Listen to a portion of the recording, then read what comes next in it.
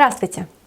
Сегодня 15 января, и это 15-й день нашего марафона «Русский 2021». Уже 15-й день.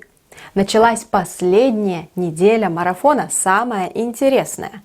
Поэтому, если вы здесь, молодцы, так держать. Давайте продолжать. Сегодня у меня для вас 6 очень полезных фраз, которые вы обязательно будете использовать, когда поедете в Россию. Мы их используем все время. Сначала давайте вместе прочитаем эти фразы. Я рекомендую вам повторять за мной, копировать мое произношение и мою интонацию. Готовы? Номер 1. С собой, пожалуйста. С собой, пожалуйста. С собой, пожалуйста. Номер 2. Вы выходите. Вы выходите. Вы выходите. Номер 3. Нет, спасибо. Я просто смотрю. Нет, спасибо. Я просто смотрю. Нет, спасибо. Я просто смотрю. Номер 4. Садитесь, пожалуйста. Садитесь, пожалуйста. Садитесь, пожалуйста. Номер 5. Разрешите. Разрешите. Или разрешите пройти. Разрешите пройти. Разрешите пройти. И номер 6. Вам помочь. Вам помочь. Вам помочь. Отлично. А сейчас я буду говорить, в какой ситуации мы можем использовать эти фразы. У вас будет 6 ситуаций, и вы должны понять, какую фразу мы говорим в какой ситуации. Итак, ситуация А. Вы видите женщину с очень тяжелой сумкой, и вы хотите ей помочь. Что вы говорите? Также эту фразу можно услышать в магазинах. Например, в магазинах одежды. Продавцы-консультанты очень часто задают нам этот вопрос. Отлично. Ситуация Б. Эту фразу мы говорим в кафе.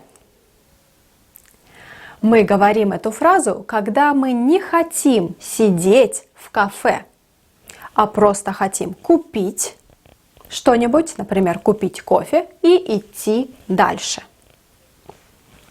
Какую фразу мы говорим?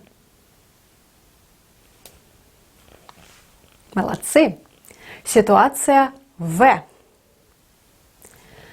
Эту фразу мы используем в магазине одежды, например, или в других магазинах. Мы говорим эту фразу продавцу-консультанту, если мы не хотим, чтобы он помогал нам, если нам не нужна его помощь. Какую фразу мы говорим? Я говорю эту фразу все время. Дальше. Следующая ситуация Г. Это фраза для транспорта. Если вы едете в метро или, например, на автобусе, и вы сидите и видите, как заходит в автобус или в вагон метро бабушка или женщина с ребенком или пожилой человек. В России невежливо продолжать сидеть, если вы видите пожилого человека, бабушку, женщину с ребенком. Поэтому, если вы хотите быть вежливым, вы обязательно встанете и предложите человеку сесть на ваше место. Уступите место. Что мы при этом говорим? Какую фразу? Отлично. Ситуация D. Это фраза для метро. Мы используем ее все время.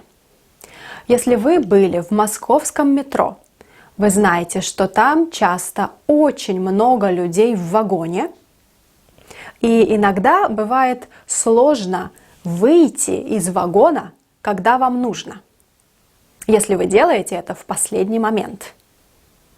Поэтому, чтобы не было проблем, мы договариваемся с другими пассажирами.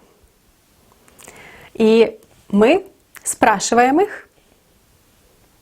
Очень полезная фраза, если вы едете в Москву. Наконец, последняя фраза и ситуация Е. Ситуация Е. Эту фразу мы используем там, где много людей вокруг нас. Опять-таки в метро и очень часто на эскалаторе в метро.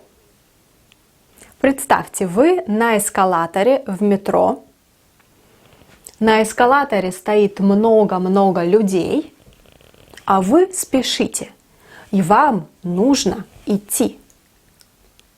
Если вы просто идете и толкаете людей, это, конечно, невежливо. Нам нужно использовать волшебную фразу. Какую? Конечно, вы можете говорить «извините». «Извините» или другой вариант, который мы очень часто используем. На сегодня это все. Надеюсь, что вы поняли, в каких ситуациях какие фразы использовать. Я жду ваши ответы здесь, в комментариях или в нашей группе. И до встречи завтра!